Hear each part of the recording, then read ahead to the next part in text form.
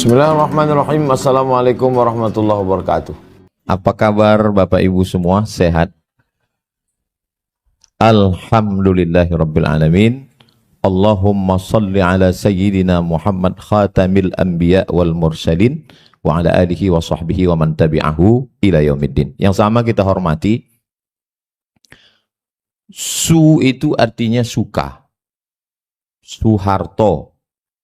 Nah, tahu sendirilah apa artinya. Makanya ada ungkapan Witing Trisno Jalaran Suko Kulino. Kalau selalu bersama muncullah rasa suka. Makanya yang bukan suami istri jangan selalu sering bersama walaupun sekantor. Lalu kemudian yang utama itu utomo. Jadi suka yang utama-utama itulah dia Dr. H.M. Sutomo SHMH. Dan kalau ada orang mengatakan, what is in a name? Apalah arti sebuah nama? Ternyata nama itu dalam Islam adalah doa. Terbukti beliau dikasih nama yang utama-utama dan sekarang menjadi Ketua Pengadilan Tinggi Agama. Tahniah, selamat, mudah-mudahan amanah dan menjadi keberkahan insyaallah. Tapi keutamaan ini, pengadilan, hukum, dia mesti ditegakkan tidak bisa hanya dengan rasa. Dia mesti dengan pedang. Pedang itu bahasa Arabnya saif. Saifuddin. Pedangnya agama. Dikawal dia supaya komplit. Bapak Wakil PTA, Bapak Dr. Saifuddin. Mudah-mudahan mereka orang-orang yang dipilih Allah SWT dan dijaga Allah SWT. Hadir juga bersama kita Bapak Ketua PTA pada masanya, Pak Syahril, Bapak Doktorandus Syahril SHMH. Tak saya jelaskan, nanti beliau akan menjelaskan sendiri. Kemudian Pak Marpaung. Jadi ada beberapa marga, Sirait, Sinaga, Marpaung, Matondang, itu dua cabang. Satu yang dari Toba, satu yang dari Toba mengikuti sungai ke Tanjung Balai Asahan. Makanya tadi beliau menyebut beberapa kali Asahan. Jadi ketika Sultan Iskandar Muda, Raja dari Aceh, mau pergi ke Malaka, beliau naik kapal, naik sampan, naik bahtera, perahu. Sampailah di sebuah tanjung yang ada balai-balainya. Itulah dia kota Tanjung Balai. Menikahlah dia dengan seorang anak raja namanya Siti Ungu Selendang Bulan. Anak dari Raja Kesultanan Pinang Awan. Pinang Awan itu sekarang kota Pinang. Lalu kemudian lahirlah anak laki-laki bernama Abdul Jalil. Itulah Sultan pertama Kerajaan Asahan, yang sekarang menjadi Kabupaten Asahan di Sumatera Utara. Jadi Kabupaten Asahan ini unik. Rajanya Aceh, istri rajanya Melayu Kota Pinang, dari Pinang Awan. Tapi masyarakatnya ada Karo, ada Mandailing, ada Jawa, ada Batak, dan berbahasa Melayu.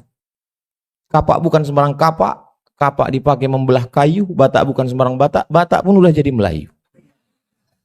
Itu unik. Makanya kata beliau tadi waktu menyebut istrinya, ini kalau tak disebut bejayo, Ustaz. Bejayo itu kalau bahasa kampung kami danger. Bebahayo. Kalau tak disebut bahaya kita nanti. Ini perlu saya jelaskan supaya jangan ada dusta di antara kita. Bapak Wakil Ketua PTN, PT, kemudian bapak, ibu-ibu yang mulia, yang tak dapat saya sebutkan satu persatu, yang besar tak dihimbau gelar, yang kecil tak disebut nama, encik-encik, puan-puan, tuan-tuan, jemputan majelis, semua yang hadir ini insya Allah dimuliakan Allah Subhanahu Wa Taala. Yang mengikuti program kita pagi ini melalui online, streaming, juga insya Allah, walaupun melalui online, insya Allah surganya offline. Jangan khawatir surga masuk surga online pula. Jadi saya diundang dalam acara halal bihalal. Tadi Pak Marpaung menyebutkan acara ini ada dasar hukumnya. Hukum negaranya sudah beliau bacakan. Nah, dalam hukum Islam saya pun perlu juga mencari dasarnya. Halal bihalal ini setelah saya cari di Quran dari surat Al-Fatihah sampai ke An-Nas, nggak ada halal bihalal. Di hadis pun, Sahih Bukhari, Sahih Muslim, Sunan Abi Daud, Sunan Nasa'i, Sunan Tirmidzi, Sunan Ibnu Majah, Muwatta' Malik, Sunan Ad-Darimi, Musnad Ahmad bin Hambal, nggak ada halal bihalal. Jadi kalau dipakailah kaedah singkat, orang sekarang kan pakai kaedah itu singkat aja. Jika tidak ada dalam Quran dan hadis, maka bid'ah. Maka acara halal bihalal ini bid'ah. Jadi kalau acara halal bihalal ini bid'ah, berarti yang menyelenggarakannya masuk neraka. Yang hadir masuk neraka. Dan yang paling panas nerakanya yang ceramah. Jika tidak ada dalam Quran dan Sunnah, berarti bid'ah. Itulah yang selalu diucapkan di masjid-masjid, di kantor-kantor bahkan sudah masuk. Jika tidak ada dalam Quran dan hadis, berarti bid'ah. Ada seorang ulama namanya Imam Ahmad bin Hambal, meninggal tahun 241 Hijrah. Imam yang keempat. Paling tua pertama Hanafi, nomor 2 Maliki, nomor 3 Syafi'i, nomor 4 Hambali. Makamnya di Baghdad, Irak. Imam Ahmad bin Hambal punya anak namanya Abdullah. Abdullah ini ditanya, "Wahai Abdullah," iya, "ayah kau Ahmad bin Hambal?" "Betul." "Bagaimana sholat sunatnya?" "Ayah saya sholatnya sehari semalam 300 rakaat, 300 rakaat." Itu kalau dipakai kaidah tadi, jika tidak ada dalam Quran dan Sunnah bid'ah, berarti Imam Ahmad bin Hambal masuk neraka. Karena nggak ada Nabi melaksanakan sholat 300 rakaat. Sahih itu riwayatnya Pak Ustaz. Sahih. Ada dalam kitab Syiar A'lam An-Nubala. Ditulis oleh Imam Az-Zahabi. Kalau mau cari biografi-biografi ulama, kitabnya yang paling bagus. Syiar A'lam An-Nubala. Yang menulisnya oleh ahli hadis. Imam Az-Zahabi. Ada sahabat Nabi namanya Abu Hurairah. Sebelum tidur malam, dia simpul tali 1000 simpul. Diikatnya simpul. Habis itu sebelum tidur malam, dia petik 1000. Subhanallah, subhanallah, subhanallah. Kalau pakai kaedah tadi, jika tidak ada dalam Quran, tidak ada dalam hadis, berarti bid'ah. Berarti Abu Hurairah masuk neraka. Karena tidak ada hadis mengatakan Nabi bertasbih 1000 kali pakai simpul tali. Ada ulama, namanya Ibnu Taimiyah. Ibnu Taimiyah dalam manaqib biografinya, habis sholat subuh sampai terbit matahari, dia membaca Al-Fatihah. Non-stop. Bismillahirrahmanirrahim. Alhamdulillahirrabbilalamin. Ar-Rahmanirrahim. Maliki yaumiddin. Sampai terbit matahari. Kalau dipakai kaedah tadi, jika tidak ada dalam Quran, tidak ada dalam hadis, maka bid'ah. Berarti Ibnu Taimiyah bid'ah. Karena tak pernah dilakukan Nabi. Saya pernah juga terpikir, mau saya tulis buku, orang-orang yang masuk neraka gara-gara kaedah ini. Banyak sekali orang masuk neraka gara-gara kaedah ini.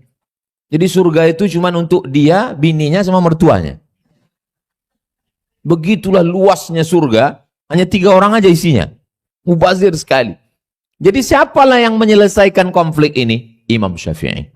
Kata Imam Syafi'i, walaupun perbuatan itu tidak ada dalam Quran, tidak ada dalam hadis, tapi perbuatan itu baik dan tidak bertentangan dengan Quran dan hadis, maka perbuatan itu adalah bid'atu huda. Jadi bahasa yang asli dari Imam Syafi'i bukan bid'ah hasanah, bid'atu huda. Baru datang Imam Ibnu Hajar Al-Asqalani pada abad ke-7, abad ke-8, baru dia katakan namanya bid'ah hasanah. Jadi ambil dari hadis Nabi. Hadis Nabi yang mana? Hadis Nabi yang dilanjutkan oleh Abu Bakar Siddiq. Hadis Nabinya sholat tarawih. Yang sholat tarawih Nabi 3 malam. Pada masa Umar bin Khattab dikumpulkan semua orang sholat. Imamnya Ubay bin Ka'ab dibuat 30 malam. Sholat tarawih 30 malam tak pernah dibuat Nabi. Nabi hanya 3 malam. Makanya kalau ada orang pegawai PTA yang sholat tarawih 3 malam, itulah yang sunnah itu. Kok kenapa nggak pernah aku tengok ke masjid? Aku ini sunnah, kata dia.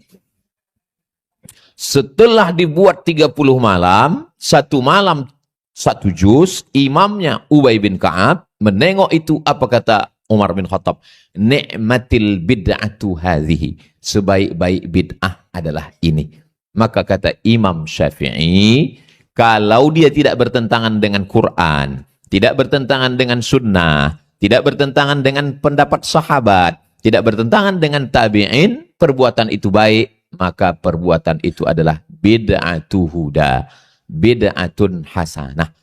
Jadi bagi Bapak Ibu yang merasa berat hadir halal bihalal ini, aku sebetulnya berat halal bihalal ini, bid'ah ini. Kenapa kau hadir? Diwajibkan Pak Ketua. Maka sesungguhnya perbuatan ini tidak bid'ah dhalalah, bukan bid'ah kesesatan. Apa aja isi dari halal bihalal itu, apa isinya? Maka jangan terjebak pada kata. Karena banyak kali kata, saya di Mesir 4 tahun, nggak pernah saya dengar orang Mesir itu bilang halal bihalal. Di Maroko saya 2 tahun, nggak pernah saya dengar orang Maroko bilang halal bihalal. Di Sudan pun nggak ada halal bihalal. Inilah bahasa Arab yang orang Arab pun tak tahu. Halalun bihalal, katanya. Sama macam orang Tanjung Bali pergi umroh. Datang orang Arab nanya, kaif halak? Kata, halak hita, kata dia. Tulu halak, kata. Jadi halal bihalal itu murni bahasa Indonesia yang di Arab-Arabkan. Halal. Apa arti kata halal itu? Rabbish rahli sadri wa yassirli amri. Wahlul. Wahlul itulah asal kata halal. Wahlul artinya lepaskanlah tali yang mengikat lidahku. Karena kalau lidah terikat, susah kita bercakap. Kenapa saya di PTA ini kalau ceramah lepas lidah saya? Tak terikat lidah saya. Ya karena memang orangnya orang-orang yang berintegritas. Yang bebas dari korupsi. Saya tengok macam ragu-ragu mau tepuk tangan.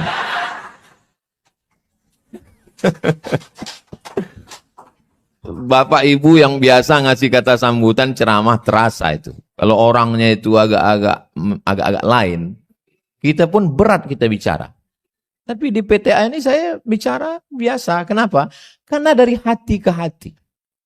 Kita naik motor, yang dipegang stang, pakai tangan, kopling di kaki. Tapi rambu-rambu lalu lintas yang ditulis oleh Polda di pinggir jalan, hati-hati. Kenapa tak kaki-kaki? Kenapa tak tangan-tangan? Kenapa tak mata-mata? Karena mata, telinga, tangan, kaki, dan hati semuanya diperintahkan oleh hati. Itu makanya di sini saya lihat judulnya di belakang, sucikan hati. Sucikan hati. Dan alhamdulillah saya sudah keliling rumah sakit di Pekanbaru ini menjenguk jamaah. Belum ada lagi yang tertulis di situ spesialis penyakit hati. Karena kalau yang di tengah ini hati, liver namanya. Makanya orang sakit hati disebut sakit liver. Sedangkan yang di samping ini, sebesar genggaman jari kita, sebesar apa tangan kita, sebesar itulah dia. Itu namanya jantung. Jadi sebetulnya yang dimaksudkan sucikan hati ini, hati liver atau jantung. Akhirnya berkelahi. Yang satu mengatakan kolbu itu jantung. Yang satu mengatakan kolbu itu hati. Supaya mereka tak berkelahi, kita damaikan jantung hati. Nah karena ibu waktu bilang ke bapak, apa kata dia? Kaulah jantung hatiku, kata dia. Kenapa begitu kata dia? Karena kalau tak begitu bejayo. Kata. Nah, jadi kenapa hati? Orang Arab tidak menyebutnya hati. Orang Arab menyebutnya qalb. Makanya kalau ada orang yang mengatakan, mari kita jaga kalbu kita. Kalbu itu anjing. Kalbu. Makanya bahasa Arab ini hati-hati. Hati-hati. Karena kalau bahaya dia sampai ke hati. Beda sama qalbu dengan kalbu. Kalau kalbu itu dog. Kalau qalbi, my heart. Hati saya. Makanya jangan hanya open house, tapi juga open heart. Buka pintu dan buka hati. Nah, hati inilah yang sekarang sedang dibersihkan. Makanya selalu dipancing dengan pantun itu untuk melihat. Kalau saya lihat dari senyuman dan tatapan jamaah ini semuanya orang-orang yang hatinya bersih. Tidak punya masalah dan tak punya utang. Kan? Lepas. Orang kalau ada utang nggak bisa begini ketawanya. Tertahan. Tertahan. Ini saya tengok lepas. Mudah-mudahan yang ada utangnya cepat lunas insya Allah. Wah, banyak juga ternyata. Jadi sebetulnya isi dari halal bihalal itu adalah wahlul, melepaskan ikatan-ikatan, simpulan-simpulan seperti benang kusut. Jadi kalau diringkas halal itu apalah arti halal? Kita pergi ke Makkah. Dari Makkah ke Musdalifah. Jangan lupa membawa payung. Sudah lama lah saya tausiah. Yang paling unik pantun Pak Marpaung.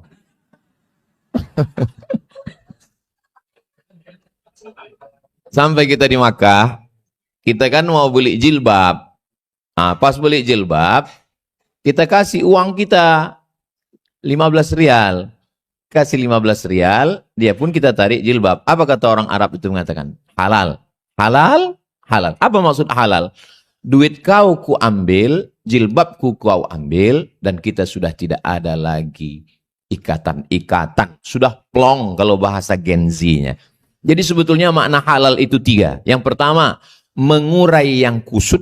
Yang kedua, mencairkan yang beku. Yang ketiga, menyambung yang retak. Jadi kalau sudah halal bihalal, yang retak makin retak. Yang patah makin bengkok. Yang kusut semakin kusut masai. Maka mubazirlah halal bihalal itu. Nah, makanya kita ini mau halal, mau plong. Sudah 70% yang datang ke rumah yang mulia ketua, ada 30% lagi yang belum datang. Nah, jadi dihalalkan ini hari ini. Nah, beliau memang enggak masalah itu, cuman ingat dia. Mau diplongkan itu hari ini, kita bertemu, kita bertatap muka, maka setiap kantor, setiap rumah membuat halal bihalal. Supaya apa? Ini perlu saya jelaskan supaya Bapak Ibu insya Allah paham. Tapi ini kan ceramah saya ini bukan hanya di PTA. Ceramah saya ini nanti akan ditonton oleh semua orang karena ini diupload di channel Pengadilan Tinggi Agama Pekanbaru. Jangan lupa subscribe, like, share, and comment. Supaya yang nonton itu jangan hanya berita rujuk, talak, li'an, zihar aja yang dia tahu. Supaya jangan sampai anaknya bertanya, Mama. Iya, Mama dari acara apa tadi? Halal bihalal. Apa artinya halal bihalal? Usah kau banyak tanya itu Yahudi Bani Israel. Udah dijelaskan Ustadz Somad itu di channel Pengadilan Tinggi Agama Pekanbaru. Apa? Mama nggak ingat lagi, kau tonton aja lah sendiri, kata dia. Jadi dengan adanya halal bihalal ini kita plongkan hati kita. Kenapa? Karena kalau kita simpan,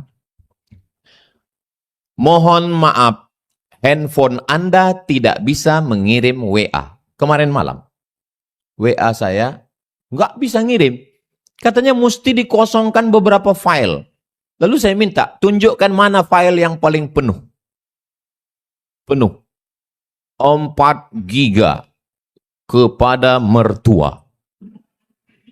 Mertua ini saya jauh di Jombang, Jawa Timur sana. Kami pulang setahun sekali Idul Fitri. Jadi tiap hari saya kirim gambar cucunya, gambar pengajian. Rupanya penuh sampai 4 giga. Saya delete. Begitulah kalau kita terlalu banyak menyimpan file di kepala kita karena dendam dan sakit hati, akhirnya error dia. Menggumpal menjadi jantung koroner, diabetes meletus, asam lambung, asam urat, asam podeh, asam baung. Makanya jangan disimpan. Saya alhamdulillah wa syukrulillah, segala yang menyakitkan hati saya tak pernah saya simpan, lepas, plong, hilang. Tapi ingat, bukan saya berusaha mengingat. Ketika terjadi peristiwa itu sekian-sekian lama, akhirnya saya ingat lagi. Bukan saya mengingatkan. Memori itu berulang. Macam kita diingatkan. Kadang kita kan udah lupa. Banyak lupa. Termasuklah baru begitu menonton tadi baru saya sadar. Oh, rupanya semua ceramahku di Pengadilan Tinggi ini ada rekamannya. Luar biasa tim medianya ini rupanya. Anaknya sedang sakit, kita doakan mudah-mudahan sembuh insya Allah. Dan katanya tim-tim media mau mengambil foto. Soto bukan sembarang soto, soto dimakan di tengah laut, foto bukan sembarang foto, setelah foto cepat diupload. Nah, Ibu yang dimuliakan Allah. Jadi banyak hal yang kita rasa, saya dulu pertama kemari di zaman Pak Alimin. Hah? Mahidin. Yang dari Aceh. Habis itu Pak Alimin. Habis itu terakhir Pak Harun almarhum. Terakhir ketemu dengan Pak Harun, saya tausiah di An-Nur. Nampak saya beliau di bawah. Maksud saya, habis tausiah nanti baru saya salami beliau. Setelah tausiah, banyak orang datang salaman, saya cari beliau sudah tak ada. Habis itu dapat kabar beliau meninggal. Itu makanya kalau kita mau silaturahim, jangan tunda-tunda. Karena saya sudah merasakan menyesalnya. Menyesal saya, andailah saya datangi beliau waktu itu. Tapi menyesal. Makanya 30% tadi, datanglah kalian.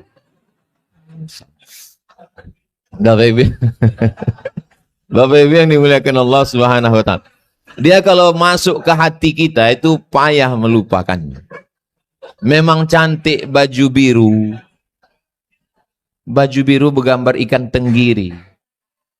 Walaupun sudah di Pekanbaru, tapi hati masih tetap di Kepri. Itu jadi kalau udah ke hati, payah kita melupakannya memang. Bapak Ibu yang dimuliakan Allah Subhanahu wa Ta'ala. Jadi suatu ketika adalah sahabat saya, emaknya meninggal di Simpang 3 jalan Tengku B. Sampai di Tengku B tadi kawan saya sebelah ini hakim dari Kalimantan. Datanglah pejabat Riau. Datang pejabat, disalaminya semua yang ada berdiri di situ. Pas giliran saya, enggak disalaminya. Saya enggak masalah. Saya memang sering disepelekan orang, enggak apa-apa. Biasa aja. Cuman kawan saya yang hakim sebelah ini nanya, Mat, kok enggak disalaminya katanya. Alhamdulillah Allah kasih cepat jawaban spontan. Saya bilang, mungkin dia udah pikun, saya bilang. Udah, saya pun udah tak ingat. Udah plong, udah selesai. Sampai akhirnya suatu hari, masuk telepon. Assalamualaikum. Waalaikumsalam, saya bilang. Ini Ustaz Abdul Somad. Betul, saya bilang. Bisa Ustaz datang ke rumah saya? Ya, insya Allah bisa, apa masalahnya, saya bilang. Akhirnya saya datang ke rumahnya, disiapkan meja makan penuh dengan makanan. Ini makan hanya saya dengan Ustaz saja. Enggak ada orang lain. Masya Allah. Ternyata yang ngundang itulah orang yang tak menyalami saya itu. Jadi saya, ini dia. Saya udah lupa. Habis itu kami pun makan selesai. Saya udah mulai curiga juga. Karena kata pepatah orang Melayu, no free lunch. Tidak ada makan siang yang gratis. Ini pasti ada apa-apanya. Pas setelah salaman, sebentar Ustaz, jangan pulang dulu. Saya ke kamar, kata dia. Masuk dia ke kamar, dibawanya tas. Rupanya stiker, minta kampanye kan. Kartu nama sama stiker. Tolong Ustaz bawa nanti kalau ceramah ya katanya. Maka sejak itu saya hati-hati betul kalau diundang. Jadi orang-orang yang menyepelekan kita itu kalau kita pikirkan capek kita. Tapi kalau kita lepaskan, Allah memberikan balasan yang unpredictable. Terpikirkan sama kita balasan itu yang diberikan Allah Subhanahu wa Ta'ala. Saya sudah mengalami itu Bapak Ibu. Ini di Jalan Sudirman ini ada tempat ikan bakar paling enak. Langganan saya di sebelah situ. Lagi makan situ. Pulang ceramah makan saya. Tiba-tiba masuk mobil mewah dengan pengawal-pengawal. Minggir semua, minggir. Minggirlah saya. Minggir, udah nggak enak lagi makan kan? Saya pun pulang. Saya pun udah nggak ingat lagi. Udah selesai. Hari berganti, musim berubah. Ada jadwal saya ceramah di Sialang Bungku. Ceramah ke sana. Diundang Ustaz ceramah sana. Pas saya ke sana dikawal dengan semua pengawal segala macam dari sipir-sipir penjara. Pas saya tengok pejabat yang mengusir saya itulah duduk di lantai. Duduk di lantai nggak pakai karpet. Padahal waktu di ikan bakar itu, waktu diusir pengawal dia itu dibukakan pintu, dia lah keluar begini. Lama saya berdiri di situ. Astagfirullah. Jadi belajar saya dari situ. Makanya setiap orang yang menyepelekan, nggak pernah saya pikirkan, nggak pernah saya balas, saya serahkan aja sama Allah. Ya Allah, ini hamba engkau ya Allah, kuserahkan ajalah dia kepada engkau. Karena balasan Allah itu begitu indah. Dan ketika Allah membalas, kita tidak lagi marah, tapi malah kasihan. Maka kalau panjang umur, sehat badan, mau saya bukukan ini. Tentang orang-orang yang menyakiti saya. Nah, itu Ustaz masih ingat? Kan ya sudah nggak ingat. Yang saya ingat itu bukan kejahatan dia itu, pembalasan Allah itu yang saya ingat. Setelah dibalas, buktinya yang tak dibalas Allah saya tak ingat. Saya naik pesawat sama Pak Kiai, tidak boleh sebut nama, menjaga kode etik jurnalistik. Naik pesawat sama Pak Kiai. Datang Pak Kiai, kata Pak Kiai, tadi malam Pak Ustadz, ada orang datang ke rumah saya sampai jam 2 malam. Apa kata dia Pak Kiai? Tolong Abdul Somad jangan dibawa ceramah ke Gontor. Ini pesawat mau ke Gontor. Saya bilang kalau Pak Kiai ngomongnya tadi di airport Sukajadi, ku batalkan ceramah ini Pak. Kalau di Simpang 3 tadi Bapak ngomongnya, turun aku. Ini udah di atas, gimana mau turun? Kenapa Pak Kiai nggak ngomong dari tadi? Iya, karena saya tahu Ustaz Somad kan orangnya spontan kata dia. Akhirnya saya pun sampai ke Gontor, ceramah di antara kiai-kiai, ceramah di masjid, ceramah di Universitas Islam Darussalam Unida, ceramah lagi seminar. Habis sudah selesai, pulang. Datang alumni menelpon. Ustadz Abdul Somad, ceramah Ustadz 5 titik kemarin di Gontor, itu mau kami bukukan. Kira-kira berapa bayar royaltinya? Saya bilang, aku ini tidak tamat Gontor. Saya ini paling takut ceramah di Gontor, karena mereka ini bahasa Arab, bahasa Inggris, disiplin, leadership. Saya berani ceramah itu karena ditunjuk Kiai. Abdul Somad ke Gontor, takut saya kualat, saya bilang. Maka saya berangkat, saya tak menduga saya bisa ngomong di depan para Kiai. Maka semua hasil ceramah saya itu bukukanlah, serahkan semuanya ke Badan Wakaf untuk kemaslahatan santri. Saya nggak ngambil seperak pun, saya bilang. Saking kan bahagianya saya bisa ke sana, karena memang cita-cita saya dari kecil, tapi karena saya orang kampung tak tahu saya cara untuk sampai ke Gontor, saya bilang. Setelah itu hari berganti, musim berubah, Kiai Gontor datang ke rumah saya 3 kali. Kiai Gontor tuh duduk di samping saya, karena ayah saya sudah meninggal, mak saya sudah meninggal. Saya ini anak yatim piatu Bapak Ibu. Siapa yang mau bersedekah, kasih saya. Kiai Gontor lah yang duduk di samping saya, mewakili orang tua saya sebagai orang tua di pelaminan. Dan dialah yang menjadi saksi pernikahan dan mendoakan saya. Di situ saya, ya Allah, padahal orang menghalang saya untuk ke Gontor, tapi dibalas Allah dengan balasan yang tak terpikirkan oleh kepala saya. Jadi, kadang orang ini banyak, Tuhan itu pula diajarinya untuk membalas. Ya Tuhan, sakit kali hatiku sama dia. Tolong matikan dia. Kalau bisa jangan langsung mati, stroke agak 3 bulan. Kenapa kau ajari Tuhan? Serahkan aja sama Allah. Saya sudah mempraktekkannya, nggak usah dipikirkan, serahkan pada Allah. Ibu pun kalau sakit hati sama suami, begitu juga. Ya Allah, ini hambamu, milikmu, ambil dia ya Allah. Bukan ibu-ibu yang di sini, kalau yang di sini. Tapi ibu yang dimuliakan Allah Subhanahu wa Ta'ala. Saya mau S3. Permohonan cuti S3. Letakkan map.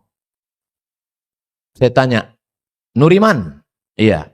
Tolong kau intip-intip map izinku kemarin sudah di mana daftar antrinya. Masih di bawah banget. Udah sebulan. Sebulan map permohonan cuti itu di bawah.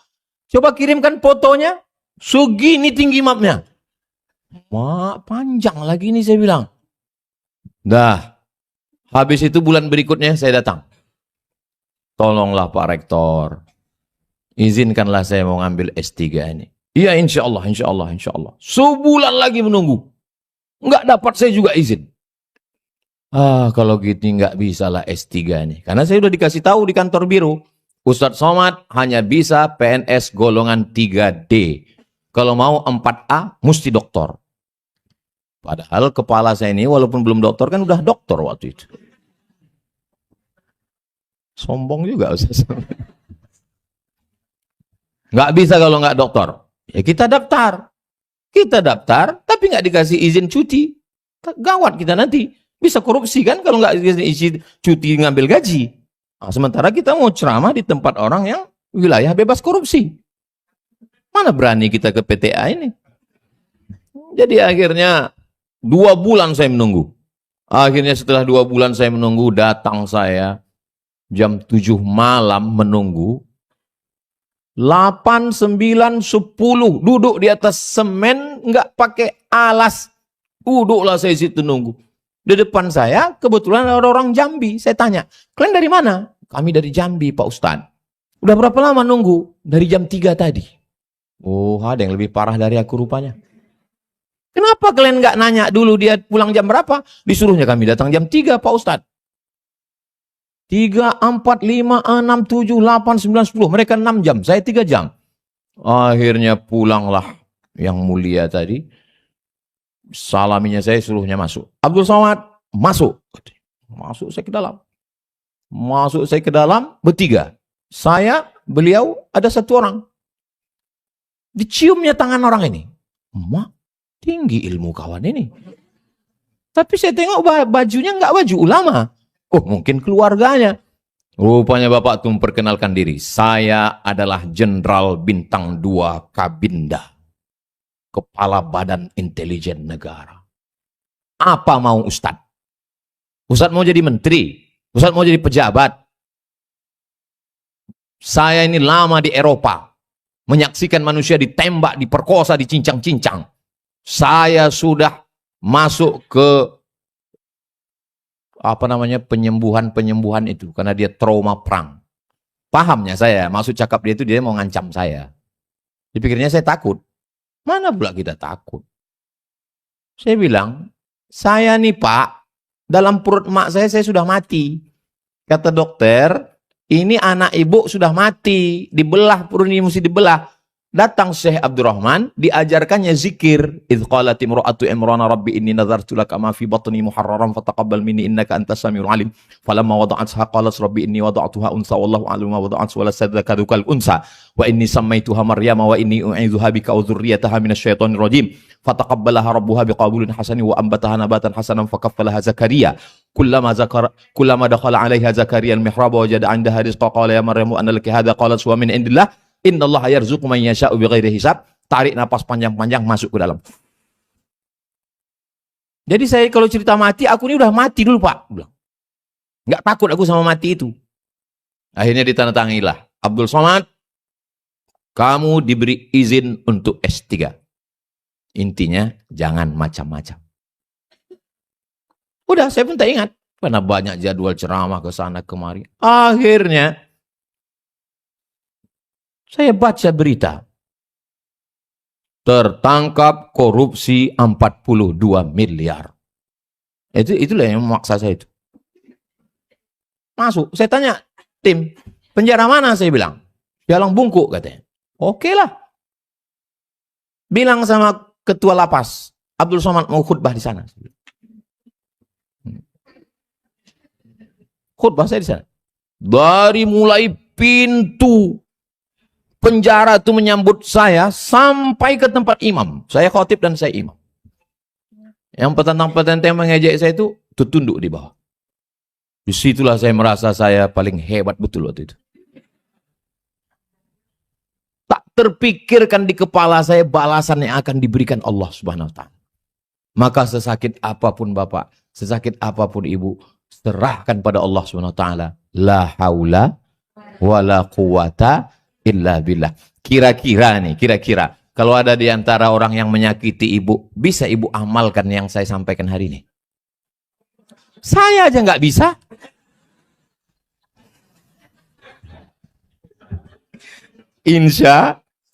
Insya Allah balasan. Saya ceritakan ini sengaja. Kenapa? Balasan Allah lebih hebat, lebih dahsyat, lebih kuat daripada balasan manusia.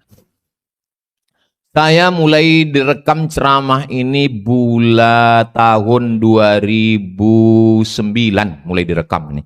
Saya pulang ke Pekanbaru 2008. Ceramah mulai di Masjid Akramun Nas Unri Gobah 2009. 2009, 2010, 2011, 2012, 2013, 14, 15, 16, 8 tahun ceramah. 17 viral satu khutbah saya tentang runtuhnya Turki Utsmani. Khutbahnya di Masjid Raya Pasar Bawah. Dikirim-kirim orang. Ceramah Ustaz Abdul Somad. Lalu kemudian di internet, medsos pun mau kemana-mana potongan videonya. Barulah tahun 2018 dimonetize. Sebelumnya ceramah itu bebas. Monetize itu artinya diambil duit dolarnya. Ada bayarannya. 2018 bulan Mei dimulai monetize. 2018 Januari berakhir pada 2019 bulan Mei. 1 tahun 5 bulan. Setahun 5 bulan. Cuman saya nggak pernah dikasih tahu duitnya berapa. Namanya kita manusia, terpikir juga kita duit itu kan. Jadi saya tanya ke yayasan ini, berapa aku dapat? Nantilah kita musyawarahkan. Akhirnya pada bulan Mei 2019 dapat sayalah kertas. Ini pendapatan untuk Ustadz. Total dapat dari Januari 2018 ke bulan Mei 2019 dapat total 2,5 miliar. Mendengar miliar ini. Dan Ustadz dapat 5%. Kataku, 5% lah aku kalian kasih. Saya balikkan semua. Ambil kalian lah semua, saya bilang. Maksud saya bilang ambil semua ini, ajaklah saya musyawarah. Rupanya saya suruh ambil semua, enggak diajaknya musyawarah. La ilaha illallah. Maksud saya gitu, ajaklah musyawarah kan. Tanyalah, kau mau berapa gitu kan. Memang sekarang ini enggak bisa kita, betul kata ada psikolog, saya tengok di internet. Orang yang enggak enakan akan selalu ketemu dengan orang enggak punya pikiran. Saya ini orangnya nggak enakan. Ini maksud saya bilang, kau 5% lah kau kasih ke aku, ambil aja lah ini semua. Ambilnya semua. Keluar saya bulan Mei, Juni, Juli, itu saya buat medsos, itu saya buat channel YouTube baru. Bulan Juli 2019, channel YouTube baru, nama channelnya Ustadz Abdul Somad Official. Jangan lupa subscribe, like, share, dan komen. Aku udah ya, yang 30% yang belum coba. Aku ya Allah, ini channel baruku ini, channel ini, maka semua duit channel ini tak akan kuambil seperak pun. Kuazamkan dalam diri. Channel yang lama tuh 2 juta. Udah hilang. Sekarang channel Ustadz Abdul Somad Official ini 5 juta subscriber. Tunggu dulu, jangan tunjukkan. Waktu itu channel Instagram, ambillah nih Instagram. Waktu itu 9 juta. Sekarang Instagram ini 10 juta. Diganti Allah. Dan sekarang duit yang masuk dari YouTube ini setiap bulan 120 juta. Tapi saya tak mengambil seperak pun karena udah janji dulu. Kenapa Ustaz janji begitu? Aku tak tahu bakal segini duitnya. Hati sedang terluka kan? Sedang hancur-hancurnya. Ya Allah, ini channel baru, kata tim IT, tim media. Kami kalau ngulang dari nol nggak sanggup Pak Ustaz. Memang yang sanggup ngulang dari nol itu cuma Pertamina. Dari nol ya Pak, katanya. Kita ulang dari nol Instagram, kita ulang dari nol YouTube, kita ulang dari nol FB, kita ulang dari nol TikTok. Ternyata balasan Allah Subhanahu wa ta'ala. Berdiri pondok pesantren Yayasan Tabung Wakaf Umat yang di Palas, dapat tanah dari Pak Edward Sanger 1 hektar. Datang lagi bapak orang kaya. Saya menengok pagarnya aja terpukau, kata dia. Ambil 2 hektar lagi. 3 hektar. Di depan itu ada 4, kata dia. Ambil lagi, kata dia. Oh, udah ambil aja nih.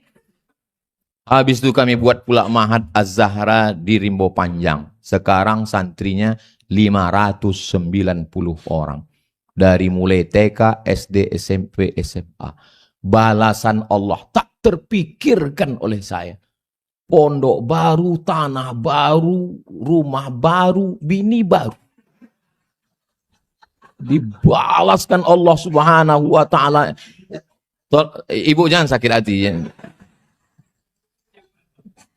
Ini sekedar mau, saya tahu dari senyuman mereka, mereka ini setia. Memang beda-beda sedikit antara setia dengan takut itu. Jadi balasan Allah itu tidak terpikir. Sejak itu saya tak mau lagi sakit hati sama orang. Karena semakin disakiti, semakin harum semerbak. Semakin dipotong, semakin tumbuh. Semakin dibakar, semakin menyala abangku. Apa dia?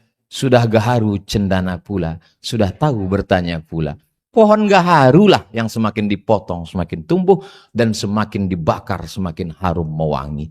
Saya tidak pakai ayat Quran, pakai hadis. Nanti kalau saya ceritakan tentang Nabi, orang, alah itu kan Nabi.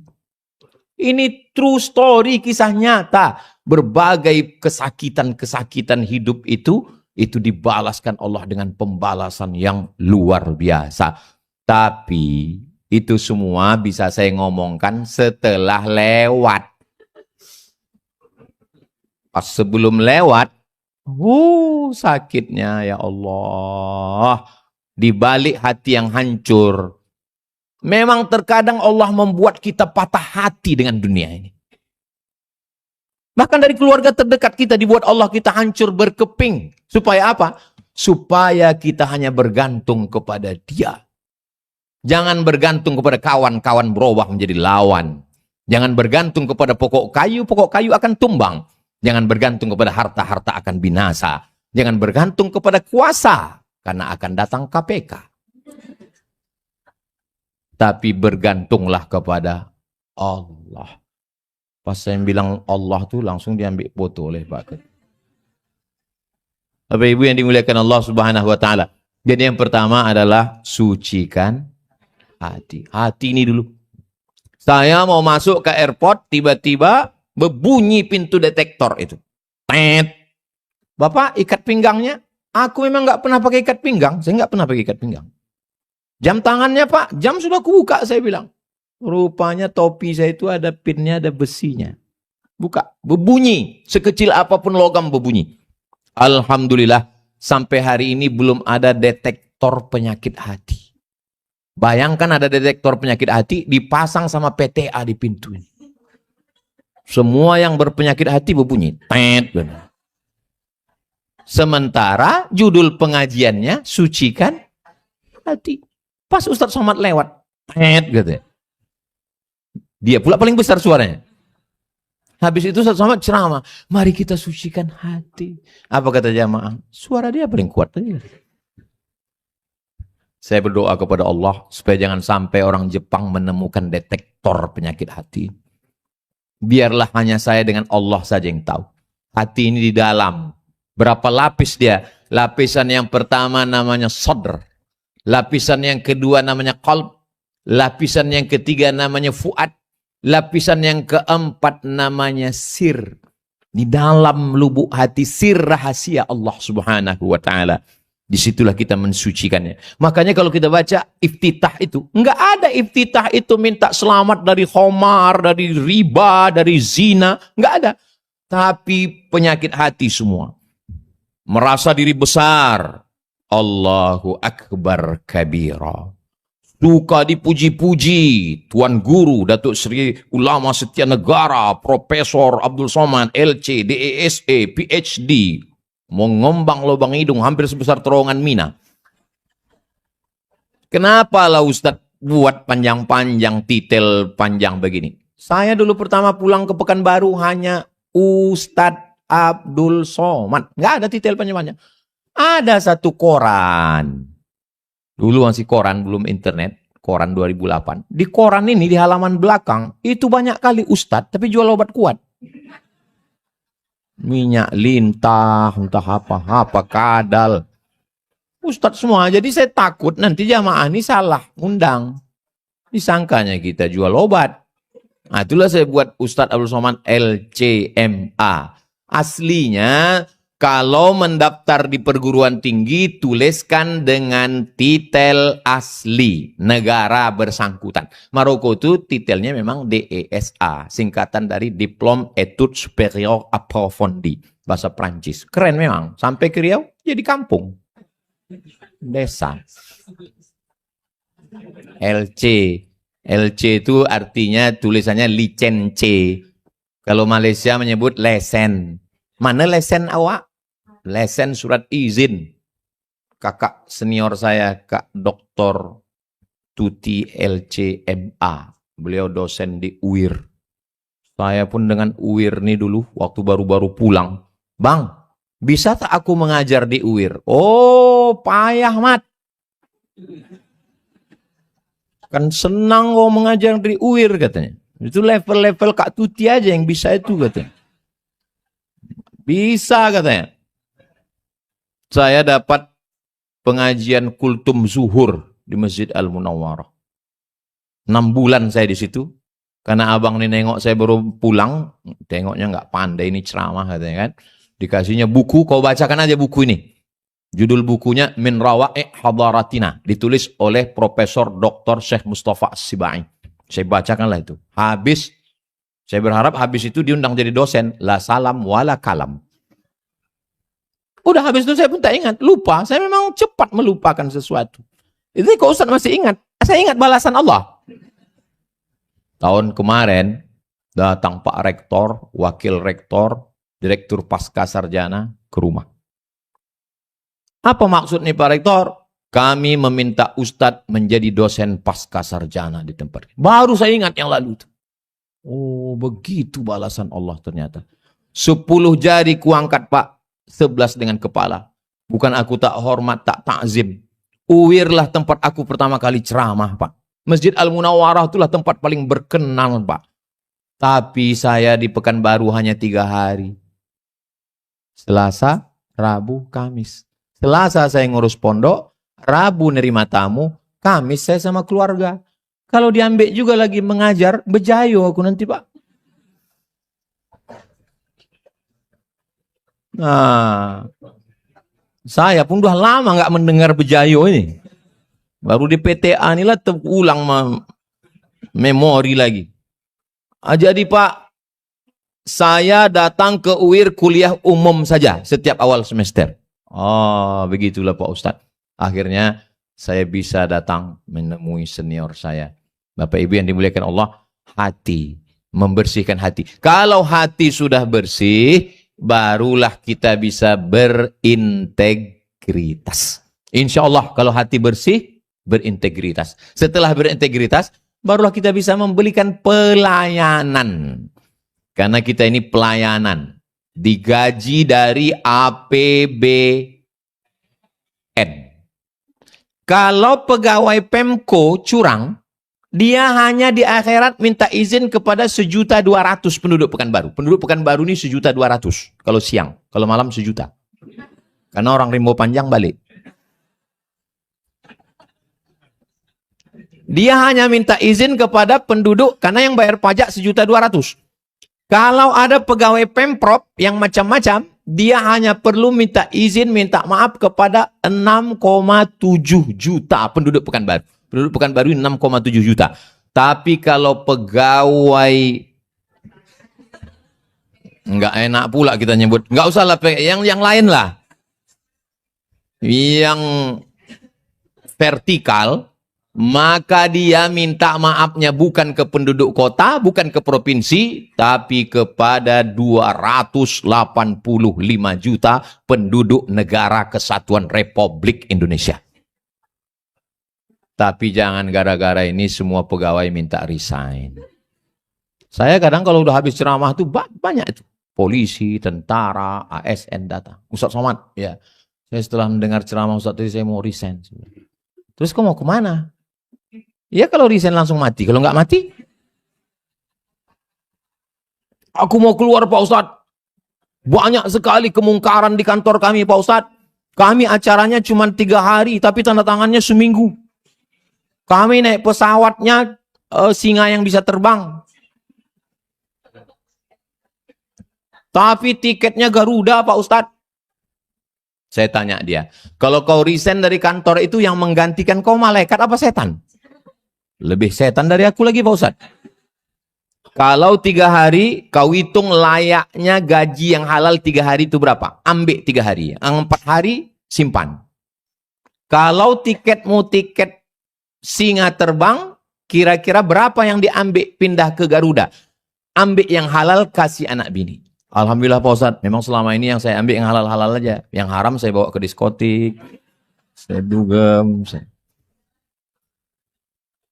Yang halal aja kau kasih ke anak bini, adapun yang haram kau masukkan ke dompet, kau masukkan ke tas, boleh untuk pembangunan posyandu, WC, boleh untuk masolih ammah. Kalau membawakannya ke pondok pesantren, ke kiai, ke habib, ke tuan guru, serahkan aja. Jangan pula sebutkan, mohon maaf tuan guru, ini ada beberapa duit haram yang mau kuserahkan ini.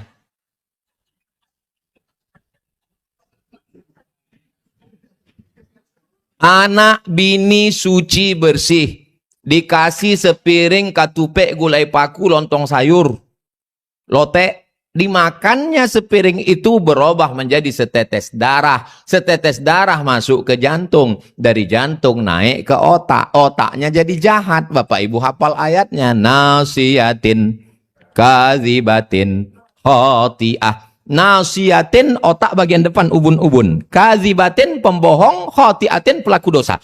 Padahal yang berdosa tangan, padahal yang berdosa kemaluan, padahal yang berdosa mulut. Kenapa otak? Karena otak memerintahkan mata, otak memerintahkan tangan, otak. Dari mana otak berpikir? Dari darah, dari jantung. Jantung dapat darah dari mana? Dari duit yang halal, yang berkah. Ustaz ngomong gitu kan karena nggak ada kesempatan korupsi. Iya. Maka yang paling hebat itu adalah orang yang ada kesempatan, tapi dia tidak mau. Nah, itu yang hebat itu.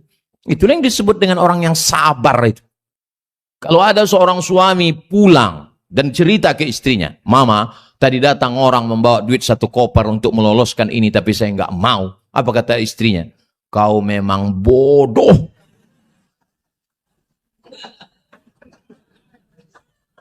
Kesempatan nggak datang 2 kali, Pak. Tapi ini haram, Ma. Kita kan bisa undang orang untuk zakat dan sodako.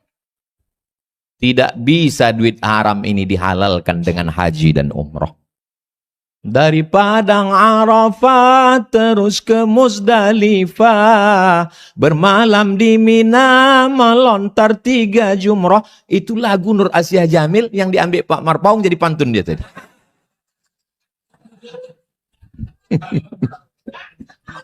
Bapak Ibu yang dimuliakan Allah. Jadi kalau dikasih anak-anak, maka saya senang sekali berada di PTA ini. Kenapa? Karena ini wilayah bebas korupsi. Saya Pak Ibu, kalau di tempat itu duit haram, makanya sepanjang jalan Sudirman ini, dulu saya diundang sama bank-bank itu. Semua bank-bank konvensional itu ngundang semua jalan Sudirman. Sekarang nggak ada lagi. Karena setiap diundang di bank itu yang saya ceramahkan, riba, haram, makan haram. Makanya kalau saya diundang ke bank, wal awal wal akhir. Dikasih mereka saya air minum, enggak saya minum. Kenapa? Duit bank haram, duitnya haram, riba. Dikasih mereka saya kue kotak, enggak saya makan. Dikasih mereka saya nasi kotak, enggak saya makan. Dikasih mereka saya duit, saya ambil. Saya serahkan ke lembaga untuk pembangunan WC, toilet, karena duit itu haram. Tak boleh. Makanya banyak kali yang undang lagi Ustaz Somad itu haram-haram aja cerita dia. Kita undanglah yang menyenangkan hati kita aja. Nah, diundang orang itulah. Ini haram Pak Ustaz. Enggak apa-apa, banyak istighfar. Saudaraku yang dimuliakan Allah Subhanahu wa taala. Bapak Ibu yang dimuliakan Allah Subhanahu wa taala, Tadi saya rencananya ceramahnya 45 menit, tanya jawab 15 menit. Karena di mana-mana, apalagi di PTA, hanya boleh ceramah 60 menit. Lebih daripada itu korupsi. Tapi rupanya karena hati kita lapang, dan yang mendengar pun hatinya lapang, sudah jam 11. Jadi saya serahkan ke moderator. Kalaupun beliau menambah, yang menanggung dosanya beliau. Intinya 3. Yang pertama, sucikan hati. Buahnya integritas. Kalau sudah berintegritas, pelayanannya pasti baik, insya Allah. Mudah-mudahan kami di Yayasan di Pondok bisa melaksanakan itu, meniru wilayah bebas korupsi di Pengadilan Tinggi Agama Pekanbaru, insya Allah. Terima kasih. Saya serahkan ke